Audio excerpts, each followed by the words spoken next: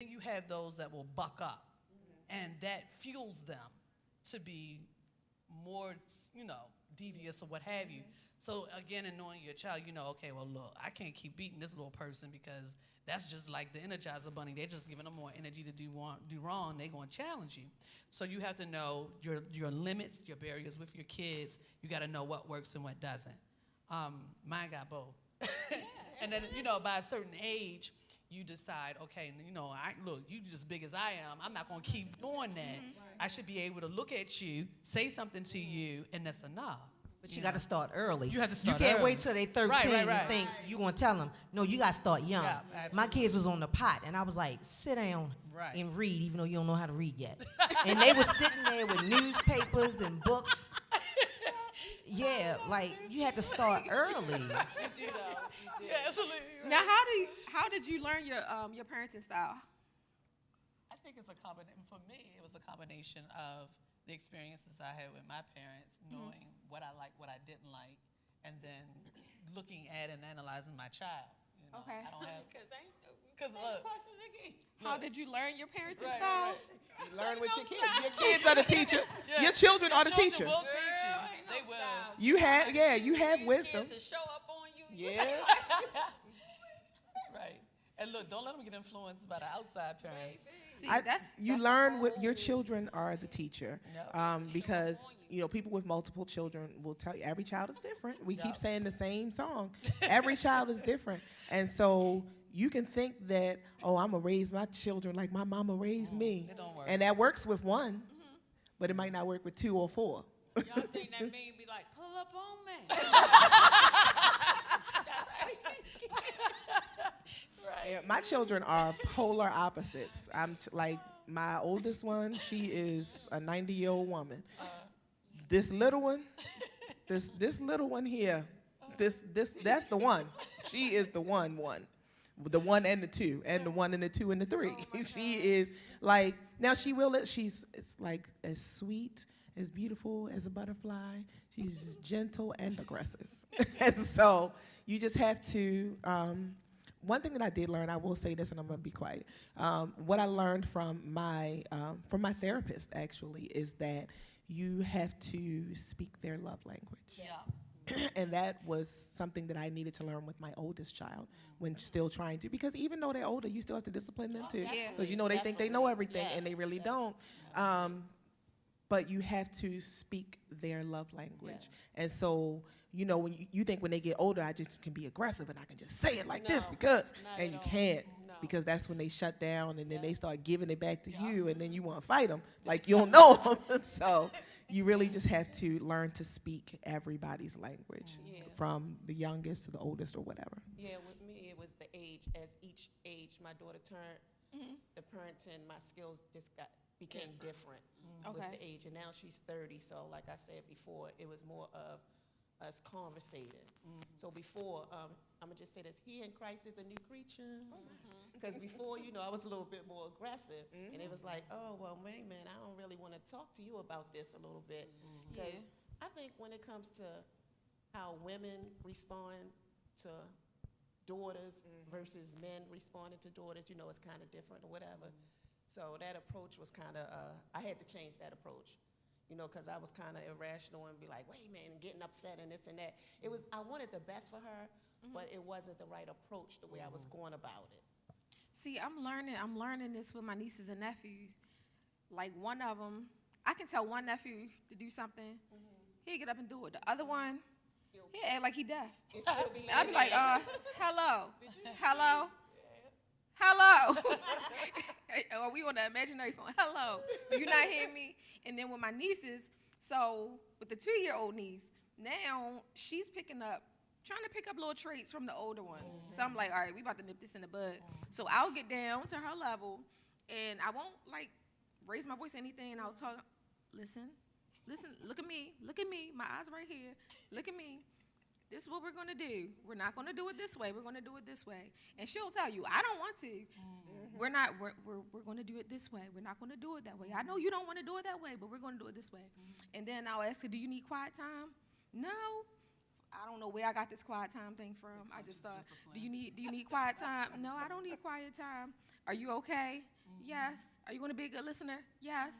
Okay. I need to see your smile. Show me your smile. We can move on. And she'll get this big smile, and she go ahead That's and do gentle whatever it is. parenting. Yeah. It is. That's gentle parenting. Oh, all right. Known as conscious discipline right Conscious now. discipline. There are consequences for what you're doing, and I want you to hear that in my voice. But I'm telling you that there is a reward. See, I tried it with the older ones, but that is not They working. pat you. They used to. They used Yeah, to. they used to the- They used to the aggressive aggression. Right. Yeah, I was just gonna speak on that. They used to aggression. The aggression part. What I keep hearing y'all saying is like as a result of therapy or other people saying like they've, evaluated how they were raised and making a decision to do something different. I mean, but the themes keep coming up: open communication, making sure things have natural consequences. So I think all in all, like out of people trying to address their own history, their own past, their own trauma, you get this gentle parenting vein, and you're trying to raise young people or children that are more emotionally aware, more, more empathetic, can learn to reason and figure out what the natural consequence of a thing is going to be. So good is coming, I guess, out of us or people in our generation doing the work on themselves and identifying those things they really don't want to imprint on their own kids. Now, let me ask y'all this. How do you respond to praise or criticism to how you parent your children? I received Everybody. I received a lot of criticism when I was raising my kids when they were younger. You too hard on them. You doing too much, and but I found that over the years, as people watched them grow and see them be successful, them same people would turn around and say, "Can you tell me what you did so I can do it?" And I'm like, "I can't tell you like what I did. I just did it, you But know." I think so for me, it was asking my kids what kind of parent, I asked older kids, what kind of parent did you think I was, Now, when I asked the question, you got to be ready for the That's good, about to bad, say, and that's the what ugly, I'm right? So being a teenage mom is kind of like, some things I knew to do and didn't do, and some things I just didn't do, right? And some things I just didn't know, So you have to ask the question, but who's going to be the judge of what kind of parent you was? The people you parenting, not the outsiders. I don't need missionary Shantae to tell me what kind of parent Exactly. I'm going to ask my son what kind of parent you thought I was. Now, with all that being said, I'm going to take what he say, and I can readjust and realign. And, not angry, like, oh, well, I this, I that, because those things are valid to him. Those feelings are valid to him. Those traumas were his experiences, so I can't say, oh, that wasn't true, oh, that wasn't true. You just have to take it and apply it and do better, or thank you, Jesus. That's a huge step, though, That's because good, yeah. think of, our parents' generation, they weren't coming to ask us our opinion Nobody on how knows. we thought they did. You didn't have And then one. to have the conversation and have the language for him to be free to express how he experienced things, and you to take that and really weigh that.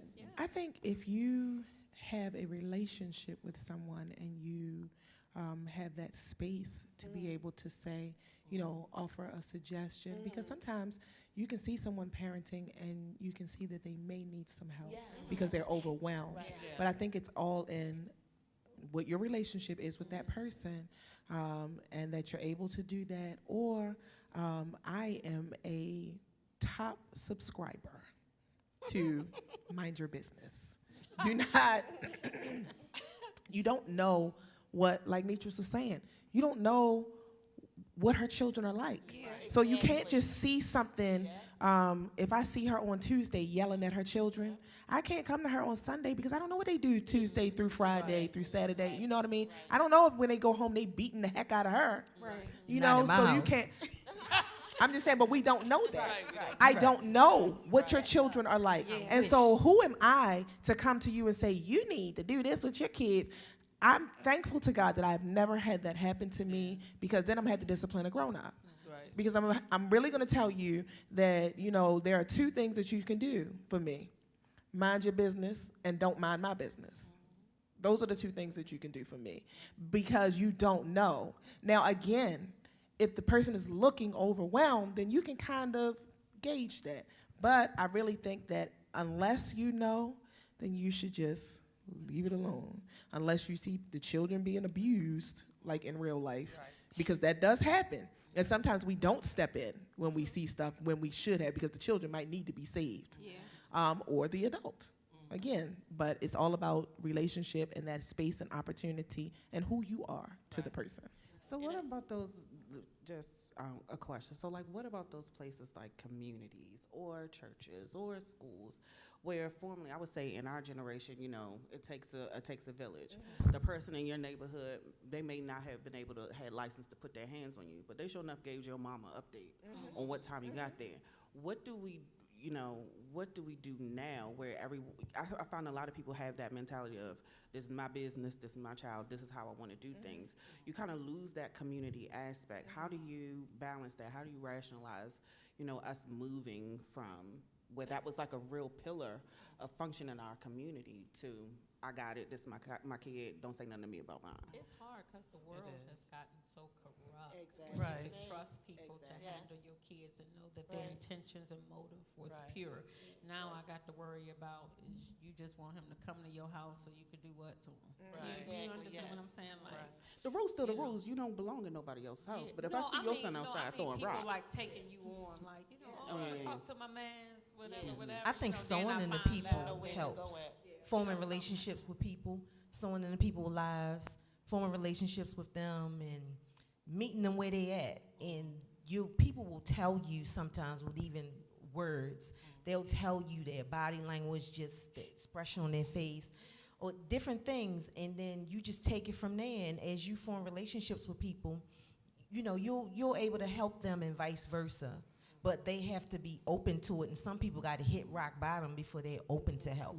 I think that I do believe that it takes a village, because your eyes can't be everywhere. But there will be a village idiot in there. And so you have to just be mindful. Because some people, I won't say that people who don't have children can't tell you anything, but for the most part, sometimes it's like you don't know. Like, talk to me. Don't tell me, no, like, don't say anything to my child, because I'm trying to think how to carefully word this. so it's still not mind your business. Yeah. But I just think it's all about position. So the village can help you, and sometimes you just have to go to the parent and say, So you know, it really hey, has to be a village. This can't be Yes. the village idiot or Yes. a stranger. It has on to the be a real periphery village. And then of you the have to village. know where your village is. Yeah. You know what I mean? Like, you can't just assume that, oh, because my child go to school, they going to watch out, you know, that's my village. No, You gotta know because then who's in people it. don't care about, like, your village could be your church people, and then sometimes you don't want those people either. You just have to know your village and build the village, build your community. So, like, Saffron, if she see my little one, or she see my oldest one, if she gonna call me and tell me, same with me, because you build your community, you build your village. You don't just walk into the village and say, hey, help me. You gotta build your village. And Now, also, with I the- like that you want to respect the parent enough to talk to them first. You don't want to give them the impression that you're taking over and like you are better than them in parenting their child. It's the same thing with being an educator. Like, I see all types of behaviors all day, every day. But to say to the parent, you know, I've observed such and such and such doing this. Have you seen this? This is something that you need help with. You know, let me know, because I want them to be better. That's a better approach than saying, you know, your child is this. You know, you But don't it's want to turn them also- down. But it's also important to, if you're going to receive from people, especially if people sowing into your kid's life, you can't take from people and then turn around, don't That's tell me right. nothing about my child. That's right. But So it's that was- okay when they're sowing into your Right. child, when they're That's- investing. That's going Yeah. into the last question that I had is, what's the best parenting advice you have received, and have you applied it? Or if you've received something from somebody regarding your child and regarding, I don't want to say the way you're parenting, but if there's an issue that somebody thinks they need to bring to you regarding a child, what type of advice, or I don't want to say advice. I want to say information. Please tell me. Don't let my child be out there acting any old kind of way, embarrassing me, and I don't even know I'm embarrassed. And you ain't gonna say nothing, but you telling Chantel. Yeah. For me, my advice would be, your children grow, and you need to grow. That's it for me, because that's, as my children have been growing, I've been learning as well. And sometimes you have to relearn. You have to be retaught. So as they grow, you grow. And for me, from my grandmother, her advice was, you can have a friendship with your child, but always know you are the parent. Right. You know, your child is not your friend. And with that being said, ladies, we are out of time. I know we could have said some more. Y'all could have shared some more information, gave me some advice, because I ain't got no children right now, but you know, the ones in my life, you know, so I don't have to put my foot somewhere. But no. But we want to thank Pastor Tony Smith and Victorious Ministries International for allowing us to be a part of the vision. Thank you to our viewers. Until next time, bye-bye. Bye.